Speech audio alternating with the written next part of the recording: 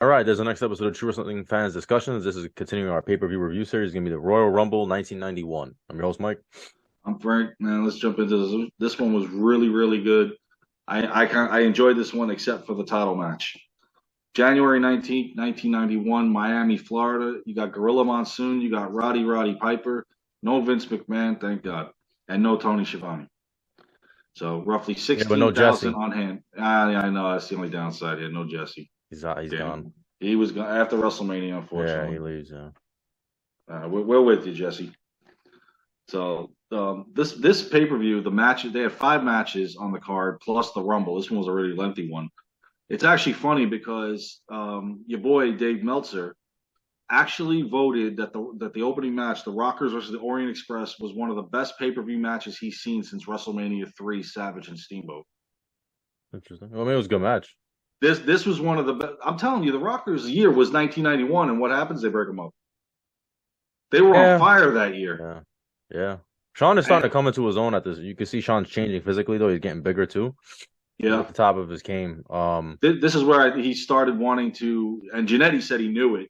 How Sean wanted to eventually Go advance single. off into singles and see what he could do there. And This of was course, the rest the is history. this was the second variation of the Orient Express, right? This is the Yep. second incarnation. This is Kato and Tanaka. Of Yeah. course, Kato is Paul Diamond. Sato is no longer there. I like the And we theme don't song. we don't. Yeah, I loved it. For some reason, I like the theme song. We don't see Sato again until 1995 with Hakushi, his manager. But yeah, I love the Orient Express's theme Mm-hmm. because I love the Rockers theme, and I was always curious on why they started up this rivalry again. They fought at WrestleMania 6. Right. Then the Rockers moved on from that. I think the reason why they opened up the match and they continued that feud is just so that they knew they would tear the house down. They wanted a hot start to a pay-per-view. So And you I get would no hotter than this. right, yeah. So that's probably the reasoning. I mean, the Orient Express took out all the stops. Rockers looked great. They're Hmm. peak physical condition. This match went almost 20 minutes. Yeah, it was a long match. And this time, the Rockers got the win. It was sunset. Janetti with a sunset flip. Michaels kind of helped him get the pin on that one, Hmm. and the place blew up. I mean, look at it. The Rockers won at Royal Rumble. They won at WrestleMania finally. I mean, they went to onto SummerSlam. They were hot that year, and they broke them up. Yeah. I was just like, oh man, this is like, if anything, this is the year you put the tag titles on them and you actually Yeah. keep it on them. Well, that was the year that they won the belt, right? In the Phantom match. That was 91, Yeah, right? at main event. Yeah. Unfortunately, when we go to the main event, I'm definitely going to be talking Yeah. about that one. The match, the title reign doesn't count, but All because of the damn rope. Whatever. Anyway, moving on. The next match on the card was the Big Boss Man going through the Heenan family one by one. This time it was the Barbarian, all over talking about Boss Man's mother. And it actually started with Ravishing Rick yeah, it Rude, started and with now Rick he's not Rude. even here anymore. Yeah, so they had a transfer over that feud. And it eventually ends with him facing Perfect at WrestleMania, which I didn't think makes sense because I know you're not going to put the IC title on Boss Man. Yeah. So, but this was actually a good match. The Boss Man showed his agility as a big man Hmm. of what he can do. Barbarian looked great. Again, just a guy they never did anything with. But I like this match. It was, again, it was a little longer match, just under 15 minutes. Hmm. Boss Man gets the victory over the Barbarian, and he reversed the pin. Barbarian, if you remember, was off the top rope, kind of like a crossbody. Boss Man reversed it, pinned him, and got the victory. So I thought that was cool. So now he's taken out Haku. He's taken out Barbarian. Now it's on to Mr. Perfect next. Our next now, before the Boss Man match, because this is gonna play a role in our next match. After the Boss Man match, Sensational Sherry went out with Mean Gene Okerlund to plead her case for the Macho King Randy Savage for getting a title shot. Yeah. How about Which before that in the locker room they had Macho Man being interviewed and he said that he's the number one contender and he has some sort of a deal in place with Slaughter that Slaughter, yeah, should Slaughter win, he's gonna get a title shot, right? which Something he like never that. did. Right. Yeah, So which I believe Savage was the number one contender and should have been in this match to begin with, yeah. So not he then Slaughter. yeah, but we know why they Yeah, went we that know. direction. But so that sets up him saying that Sherry's gonna go out to the ring and she's gonna convince the Warrior to give him a Yeah, title shot. she's talking crap about him. He finally comes out. Yeah. You gotta like that jacket that Got he the was USA wearing. jacket, yeah. I love the Yeah. attire he's wearing. It's Hmm. all USA, man. He's got the look. Hmm. He's got everything, man. And she's over there and she's undressing his. Yeah, she's like flirting with him Oh and my! like She kisses him. He's like yeah, he so smiles. He's like kind of weird. he's It's a little weird. smiling. I mean, it's a little weird and awkward too. Like it feels a You little weird. think, especially when she went down. Yeah, and the crowd is like, yeah, Oh, it's like, dude, like we're the guys watching. behind were like this. Right. Yeah, whatever. And this is the PG era, but Exactly. They're going a yeah. little extreme here. Hmm. And so finally, Warrior gets his mojo Hmm. going and tells her Oh yeah, no, and and he then leaves. And Savage is irate. He he comes snaps. out He snaps. literally. Then he runs out. He He snaps goes in the back, batshit runs out. crazy, Yeah. Then he runs out there to Sherry. and then he's over there and he's gonna fight everybody now. Right, And, yeah. I mean, that's good Did you Savage notice? Did you storytelling. notice he brought the cowboy back? The cowboy hat out. He didn't have the crown that night. Nope, he just And he he was had still the the Macho, hat. and he was Macho King. Yeah, he was Macho King till his Yeah. career ending match. Yeah, Yeah. but no crown But that he night. for Well, some not reason yet. he has the cowboy hat. He ditched the Yeah. crown for the night. Now, when he came out during the next match, he just had the do rag on. Right. And of course, they come out later with the scepter, but yeah, Hmm. no crown. Yeah. Now, the next match we're talking about is this is the first time the WWE Championship has ever been defended at the Royal Rumble. It was the Ultimate Warrior defending against the so-called number one contender, Sergeant Slaughter. And only one thing in this match that I didn't like, and you've agreed with me in this, is I stand completely by this. I do not like when they desecrate somebody else's flag. It's a Yeah. sign. Even though we're going at war with them, I still didn't like it. I didn't like it No, when Shawn because did it to the Canadian flag. I didn't like it yeah, when we Hogan said did it to the Iraqi flag, and I didn't like it when a Warrior did it and either. we said. I mean, the flag, kind of represents the people to a degree. Some people feel an affinity towards the flag, so like the flag doesn't have people don't associate the flag necessarily with the government, with the regime, whether you agree with the regime or not, right? So I thought, I mean, it was the Warrior. As a kid, I don't think you're really cognizant of this, right? You love to see Warrior come in and just destroy Oh everything. no, 11 year But as old an kid, you're adult, over yeah, there yeah, yeah. But as an enjoying it adult, I think it was in poor taste.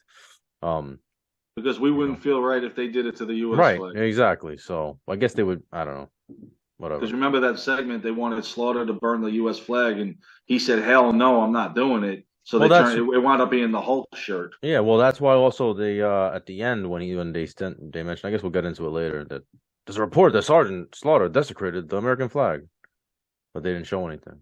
But No. not necessary. But Warrior had a great entrance either way. Oh yeah, he came in fired up, Yeah, beating the hell out of Adnan and Slaughter. He's yeah. throwing Slaughter all over. Slaughter was another good guy that knew how to that could sell He could the sell. Yeah, he strength was of good the at Ultimate selling. Yeah, yeah, Warrior, and he yeah. did it good with Hogan too at I like the WrestleMania. story too, and it was there was a good spot that I liked where Warrior was outside the ring and he was gonna get counted out, and Slaughter knows that he can't win the title that way, so he grabs the ref and he stops the count. Hmm. So that was a good story because I think what happened, Macho Man comes out first or Sherry comes out first. Sherry came out. She grabbed his foot. Yeah, So he comes out of the ring. He chases her down the aisle, and Savage met him, Savage. Yeah. hit him with one of the light fixtures, and then Hmm. hightails it. Literally, he's like hightailing it out of there. And so technically, Warrior would have been counted out for this, if not a disqualification, if the ref saw it. Hmm. So he's struggling to get to the ring. Slaughter stopping the count to make sure he gets back in. Warrior gets back in. Slaughter's doing his business. Warrior, I like Warrior gorilla press. He gorilla presses Sherry. Yeah, right onto And his Savage. home. Yeah. And I mean, It's chaos, man. This is just it chaos. is. So Warrior's finally got his groove going. Then all of a sudden, here comes Savage and Sherry again. Only this time, when he's doing his thing, you see Slaughter hits him with a knee. Savage takes the scepter, wham, You hit him right hard over the too. head. Yes, You hit him really did. hard. So That glass went everywhere. this is a famous story that Warrior actually had to get stitches. Yes, I And he got believe it. cut. I saw you can see the Yeah. pieces when they're pulling them back. You Yeah. kind of see the glow from the light. Yeah, because Macho Man really hit. Lucky that Macho Man was good friends with the Warrior, so he took Yeah, it in stride. seriously. But that's why Warrior cuts a promo before their retirement match, and he says, they had the stitches, and I told them leave the pieces of the glass in there. So he incorporated something that really happened. Obviously, he didn't tell him to really leave the pieces Yeah. in there, but it was cool that they incorporated that a little backstory, and that's why we've mentioned this years later. That's why when Jerry Lawler is gonna hit Warrior with the painting, the Yes. glass, it's in the glass display. That's why Warrior had the hat on because he had like some cushioning underneath the hat because he didn't want to get cut again. Little side story that's relevant. Yeah, because you never see Warrior ever come out with just wearing a hat, Yeah, and it was weird. Of course, it was also weird that he was. then with him cursing too, Yeah, well, yeah, they were trying to. It was a little different Warrior with a little more of an edge. especially with Later. Goldust. He goes, Yeah, "Yeah, I got a full feature length movie, me kicking your ass yeah, that from was great beginning to stuff. end. I love it. Yeah, I love it. but yeah, so Slaughter wins the match. Obviously, gets the title. It's a Elbow big. drop, and you hear Piper go, "No, Yeah, no!" and The everybody, one, the two, the three, and everybody's jaw drops. everybody's jaw drop, including mine, and the life got sucked out of the building It did. after that. And it's almost, I don't know how you felt, but me, I didn't care about the rest of the pay-per-view after that. Like I was so upset that Warrior, I was so shocked and so upset that the Warrior had lost the title under those I knew circumstances. one thing that night Two in after them. watching that. I said, because I looked at my friends and I said, Hogan, Yeah. this is going to Hogan. Not Well, Warrior's out of the picture now. because you knew that they were setting up the Macho Man feud. Yep. And now Hogan would be the next one to go after Slaughter because when Hogan cuts his Royal Rumble promo, he mentioned Slaughter, and I believe Slaughter even mentioned Hogan when they interviewed him when he had the title. So you knew right then and there Hogan's going to WrestleMania to face Slaughter, and Savage is going to face Warrior. When we've talked about what WrestleMania 7 should have looked like, but it didn't. But yeah, this match took a lot out of me, and something like that doesn't hit me very often. The only time I really felt like that again was when Austin turned heel and went with Vince McMahon at WrestleMania 17. Yeah. But at least that was the end. At least that was the end of the pay-per-view. This is like right in the middle. I spent the whole rest of the night going, why? Yeah. I went to work the next night, why? Yeah, this night I was just like, you got to be kidding me, man. Yeah, I was upset. Just this guy took the title off of him. Yeah, and he had betrayed the country, and which I never liked. Sergeant Slaughter, I mean, to me, he was GI Joe. He was GI Joe. You know, why would you have him as in the cartoon, and then he comes back to wrestling, and he's a heel, and now all of a sudden he hates I never the liked country. it. I didn't like it. I didn't like it either. At all. Bruce Pritchard said that they regret it, like in hindsight, that they wouldn't have done that, especially with the timing of the war. It was just all. It was like in poor taste. Like was. Because then I think the United States declares war. I think that night or right around there. Around there, yeah. Yeah. So anyway. Now, our next match was actually voted by the fans as the worst match in Royal Rumble history. Jesus and that was Coco Beware versus the Mountie. Why was this match even on the card? I was just going to say that. Why is this match on the card? It's like they had to kill time. It was like a filler. 9 minutes, 12 seconds. You notice the crowd didn't care? No, they didn't. This is before the Mountie had actually gotten built up, though. He didn't have the music. He didn't. The theme song helps him. He had the Ludwig Borga music, which, yeah. Well, it was originally Mounties, then Ludwig. Yeah. But he didn't have his hat, the jacket, not the full getup. And the song, I'm the Mountie, I'm handsome, I'm brave. That added to his character. So we're handsome, we're brave, we're strong. So nobody cared about this match. The crowd wasn't into it. I didn't care about this match. No, trash. Mountie got the victory, and I'm like, okay, whatever. Next. Yeah. Now the next match after that was one that I was definitely invested in because I knew where the outcome was going to be. It was Dusty and Dustin Rhodes versus the $1 Million Man Teddy DiBiase and Virgil. Yeah, Virgil and DiBiase were on the outs. They were having issues over the last few weeks, so you knew it was going to culminate tonight. Dusty's on his way out, right? I think around this time. This was his last pay-per-view. Okay. Yeah. And for Dustin, this was one and done. That was cool to see them together. The father and son. That was cool. I would have liked to see Dusty in there longer, but it is what it is. His contract was not that long. And shortly after this, he was kind of retired because when he went back to WCW, he wasn't really wrestling as much. It was more his son, Dustin, than it was him. But it was good to see them as a tag team. I remember on Superstars when they introduced Dustin and he got busted open and that blonde hair was red real fast. Like Flair. Exactly. And Piper had mentioned that he had dinner with Virgil, right? Yeah, he was trying to talk some sense into Yeah, him. yeah, yeah. He was talking about honor or dignity or something like that. And finally, during the match, DiBiase's like, "The hell with this! I'll do it myself." Tags himself in after beating the crap out of Virgil. Rolls up Dusty for the pin, and then starts belittling Virgil. Hmm. And he tells him, "Go get my $1 million belt and put it around my waist." He gets the belt. You hear Piper going, "You remember the talk we had about your mom? Hmm. Are you going to subject yourself to this for the rest of your life?" So he throws it down. He gets down. DiBiase's laughing, and then all of a sudden, wham! Screw you! And that actually led to a pretty good feud Good, through the next couple of pay-per-views. Unfortunately, it was the only good thing that Virgil did. pretty much. Unfortunately, because he was a This was good good stuff. wrestler. On this night, it was good. It was good. Well, WrestleMania and SummerSlam I liked with the feud between these two guys. I think it was very good, and it also I liked how they moved Sherry from Savage to DiBiase after this. I thought Hmm. that was cool after WrestleMania. But now, no more bodyguard, no more cleaning his shoes, no more nothing. The hell with you. I'm on my own. Fans finally woke up, Hmm. and during this match, because I would snooze on a Coco Beware match too. Now on to the Royal Rumble. After everybody made their claim that they're going to throw 29 other wrestlers over the top rope, yada yada yada. Here we go. Number one, Bret Hart. Good stuff. He lasted a while in this Yeah, he did. one. He had a good pop too. He was the Undertaker's first elimination, which leading to what they're going to go through in the next 6-7 years. Hmm. So number two was Dino Bravo, typical Jimmy Hart's group feuding with the Harts. Number three was Greg Valentine, and you couldn't really tell if he was fan favorite or not. He was on the outs with Jimmy Hart, but he was helping Dino Bravo, and then he was beating up Dino Yeah. Bravo, and you couldn't really tell, and the fans didn't seem to care. But one thing about Valentine is he lasted about 45 minutes in this Rumble. I mean, that's something. And there was a record set in this of 52 minutes, 17 seconds Yep. by Rick Martel. Yeah, it was a big deal at the time, I remember. Yeah, and I'll Because explain who had it? Martel's DiBiase. elimination. DiBiase had the record prior to that, right? It was Mm-hmm. DiBiase. Yeah.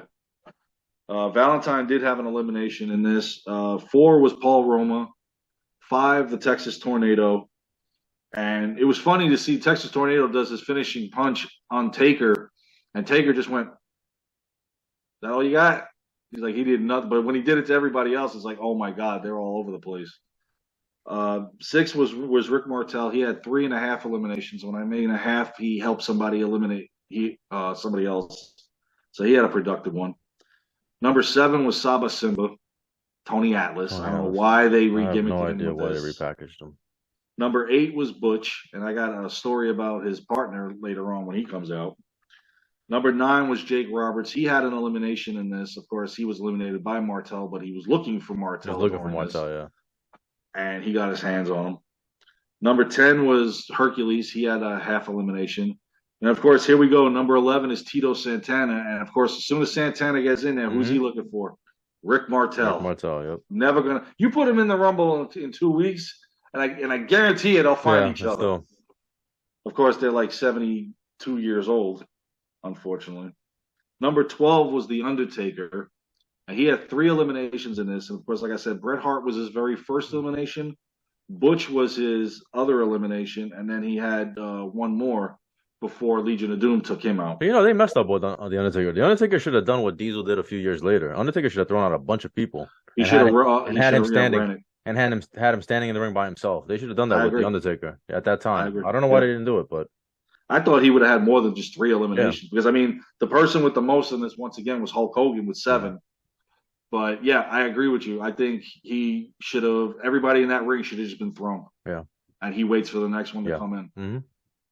So, number 13 was Jimmy Superfly Jimmy Snuka, Taker's opponent for WrestleMania. Oh, boy. 14 was the British Bulldog, and he had 3 eliminations, but they didn't come till later. And he lasted in there. He was actually in the Final 4, which was pretty impressive. But once you say Final 4, he's out. So, no, let me just say this. They said it was 2 replacements, but Vince screwed up. They replaced the Honky Tonk Man, who had left the WWE, with Tito Santana. When they realized that Tito Santana was already in the Rumble, they had to make it the replacement again, which wound up being one half of the Nasty Boys, Brian Knobbs. So technically, he replaced Honky Tonk Man. Number 15 was Smash, unfortunately getting booed. Yeah. 16 was Hawk.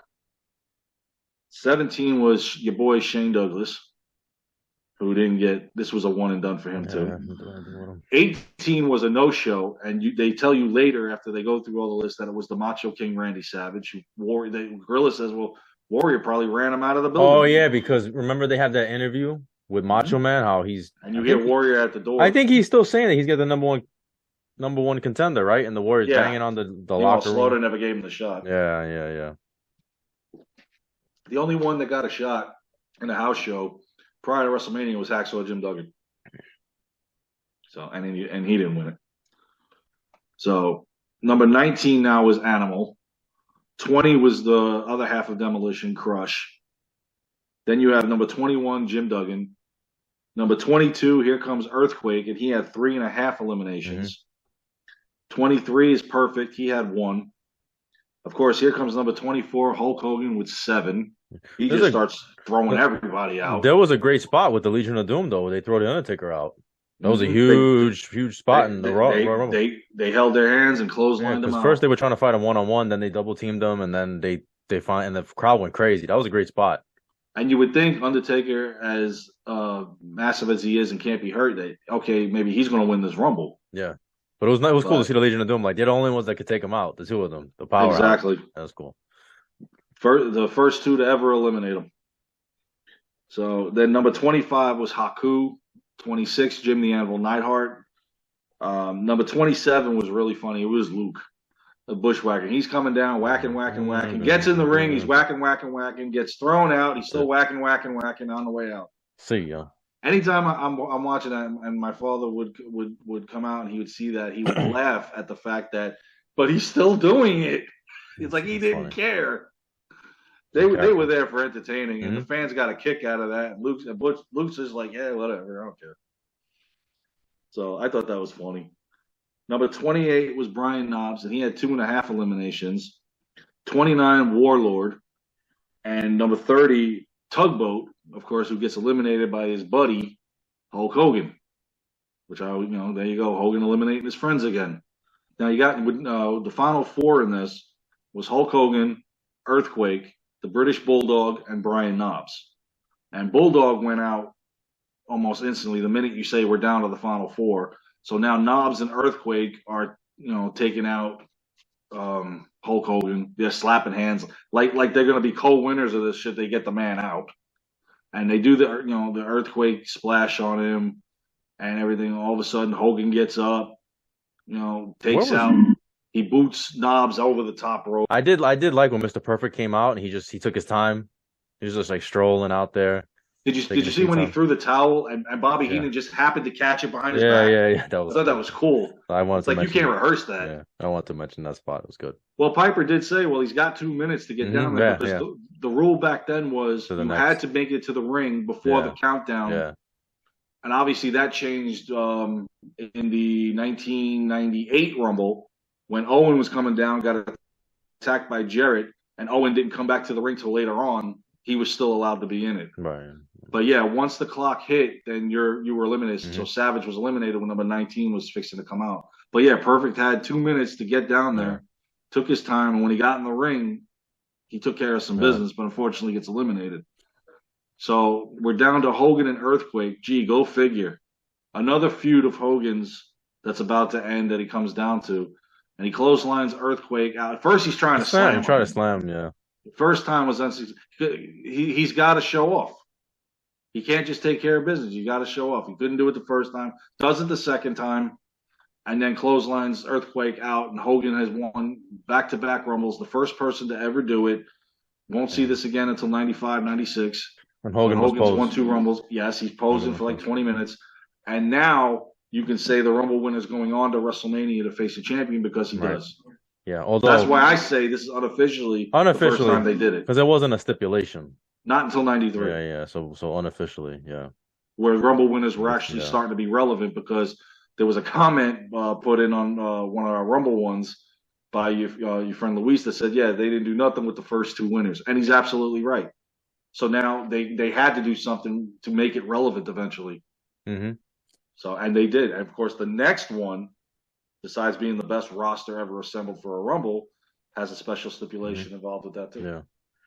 So I mean, I thought this was it was a decent Rumble. I mean, I was like I said, I was just upset about what happened with Warrior, and I I didn't think everybody was. kind of I don't know. Like I said, I just feel like it sucked the life out of the arena, man. They did. Like all right, Hogan was still over, and it was good to see him win the Rumble, but at the same time, it's kind of like The a downer. fan the fan reactions wasn't weren't there as much as they were. Right, right. Yeah, Because, I mean, look, Hogan beats the immortal Hulk Hogan, loses to Sergeant Slaughter. Are you kidding me here? yeah. So This is bullshit. yeah. All right. Well, Freaking Vince. yeah. All right, you guys, let us know what you let us know what you think. Please like, comment, subscribe. See you guys soon. Take care.